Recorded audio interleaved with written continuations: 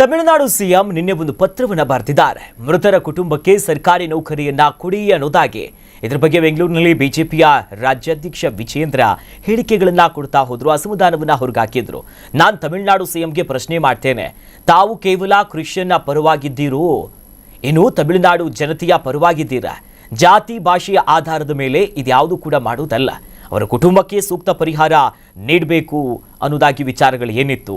ಇದಕ್ಕೆ ಸಂಬಂಧಪಟ್ಟಂತೆ ತಮಿಳುನಾಡು ಸಿಎಂ ವಿರುದ್ಧ ವಿಜೇಂದ್ರ ಅವರು ಕೂಡ ಕಿಡಿಕಾರಿದ್ದಾರೆ. ಮಾಡಿರ್ತಕ್ಕಂಥ ಲೋಪವನ್ನ ರಾಜ್ಯ ಸರ್ಕಾರ ಒಪ್ಕೊಳ್ಬೇಕಾಗ್ತದೆ.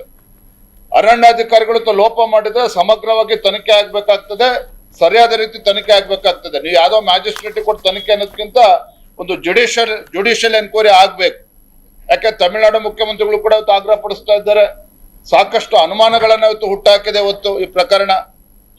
ಹಾಗಾಗಿ ಆ ಭಾಗದ ಜನರಿಗೆ, ಕಾಡಂಚಿನ ಜನರಿಗೆ ರಾಜ್ಯ ಸರ್ಕಾರದ ಬಗ್ಗೆ ವಿಶ್ವಾಸ ಬರಬೇಕು, ಅರಣ್ಯ ಇಲಾಖೆಯ ಅಧಿಕಾರಿಗಳ ಬಗ್ಗೆ ವಿಶ್ವಾಸ ಬರಬೇಕು ಅಂತ ಹೇಳಿದ್ರೆ ಸಮಗ್ರವಾಗಿ ತನಿಖೆ ಆಗ್ಬೇಕು, ಜುಡಿಷಿಯಲ್ ಎನ್ಕ್ವೈರಿ ಆಗ್ಬೇಕು, ಸತ್ಯಾಸತ್ಯತೆ ಹೊರಗೆ ಬರ್ಬೇಕು. ಇದು ನಮ್ ಡಿಮಾಂಡ್. ಮಾಡಿರ್ತಕ್ಕಂಥ ಲೋಪವನ್ನ ರಾಜ್ಯ ಸರ್ಕಾರ ಒಪ್ಕೊಳ್ಬೇಕಾಗ್ತದೆ. ಅರಣ್ಯಾಧಿಕಾರಿಗಳು ಲೋಪ ಮಾಡಿದ್ರೆ ಸಮಗ್ರವಾಗಿ ತನಿಖೆ ಆಗ್ಬೇಕಾಗ್ತದೆ, ಸರಿಯಾದ ರೀತಿ ತನಿಖೆ ಆಗ್ಬೇಕಾಗ್ತದೆ. ನೀವು ಯಾವ್ದೋ ಮ್ಯಾಜಿಸ್ಟ್ರೇಟ್ ಕೊಟ್ಟು ತನಿಖೆ ಅನ್ನೋದಕ್ಕಿಂತ ಒಂದು ಜುಡಿಷಿಯಲ್ ಎನ್ಕ್ವೈರಿ ಆಗ್ಬೇಕು. ಯಾಕೆ ತಮಿಳುನಾಡು ಮುಖ್ಯಮಂತ್ರಿಗಳು ಕೂಡ ಇವತ್ತು ಆಗ್ರಹ ಪಡಿಸ್ತಾ ಇದ್ದಾರೆ. ಸಾಕಷ್ಟು ಅನುಮಾನಗಳನ್ನ ಇವತ್ತು ಹುಟ್ಟಾಕಿದೆ ಇವತ್ತು ಈ ಪ್ರಕರಣ.